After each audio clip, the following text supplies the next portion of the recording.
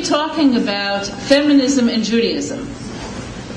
Now, when I heard the topic, I was of two minds, and I'll tell you why.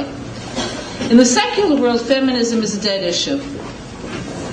It's not something that anybody talks about. And there's a reason for it. The reason for it is that all of the goals of early feminism have been achieved, so it's old hat. It's out there with Susan Anthony. So the last bastion of feminism, and I'm going to define feminism in a moment, in its secular sense, unfortunately, to my observation, is in the Jewish community. So there are reasons for that. In the secular community, feminism is often interpreted as the right of women to be like men. So I want to tell you why I don't consider this feminism at all. Suppose you were a university president, which is good for your fantasy life, and you were told by the state that you have to have a policy in which everyone has equal opportunity for entrance to your university. So you really like your football team, and you don't want to rack up its superiority by open enrollment. So what do? You say that any person, regardless of race, ethnic background, religion, if they're over 6'4" and weigh over 200 pounds, has the right to attend your university. How many Chinese women are you going to get? So, in fact, the university president with that sort of a headset isn't saying all people are equal, but all people have the equal right to be what I idealize, which isn't equality at all.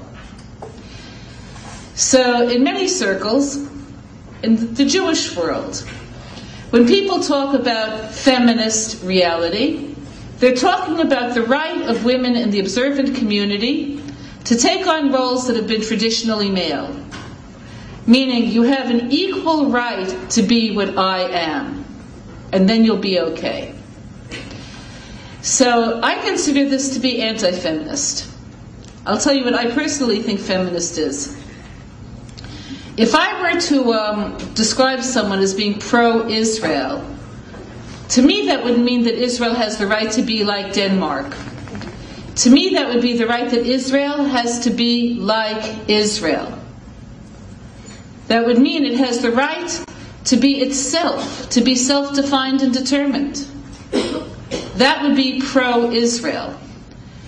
So to me, being pro-woman means that women should have the right to be women, to be self-determined and acknowledged as women.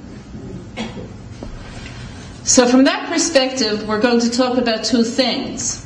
We're going to talk about what that means from the Torah's principled eye view, and what that means in terms of our actual reality. So let's talk about what the Torah actually says. The very beginning, Hashem creates Adam. Adam literally means the one who's made out of earth, the first human. It says Hashem gathered dust of all of the world to form Adam, and Rashi points out that this dust, which was of all the world, was also the dust from which later the altar was formed, meaning it was universal but sanctified. That's the human body. We're not even talking about the human soul. The human body has the ability to be universal and to be sanctified. Then it says God blew into Adam's nostrils the breath of life. Targum, as you know, says that that's the spirit of speech. Let's talk about speech for a moment. Maral tells us that if you want to know who you really are, which is also a dubious proposition, did you ever notice this? Like people pay a psychologist. I don't know what they take in America. In Israel, an expensive psychologist would take around $180. That would be the top. Okay, I'm sure in America it's more. Okay, you'll spend that money to find out who you are. Now picture your mother-in-law. She'll tell you who you are. Okay, whatever. So, so whether we really are that interested in knowing the truth or not is another issue. But in any case, Maharal tells us, if you want to know who you are, listen to what you say. Listen to what you say. Because what you say is the mirror of your inner life. And your inner life is who you are. But thought is abstract, and speech is concrete.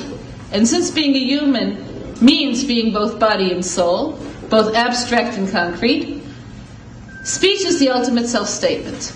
So that's the first person.